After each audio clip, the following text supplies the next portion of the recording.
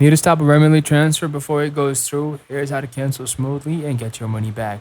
Now, first, open the Remitly app or go to Remitly.com and sign in with your email and password. Now, once you're in, tap the menu icon at the top left corner to open your navigation panel. Now, next, select History or Transactions to see a list of all of your recent transfers. Pending transfers will appear at the top. Scroll down until you find the one you want to cancel. Then tap on it to open the full details. On the transfer details screen, look for the cancel transfer button and tap it.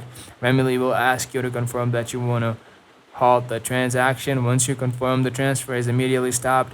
After cancellation, your funds will be returned to the original payment method, depending on your bank or card issuer.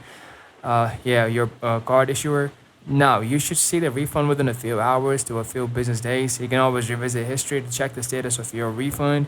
Now, if this helped you cancel your Remitly transfer with ease, give this video a thumbs up, subscribe, and ring the bell for more quick money saving tutorials.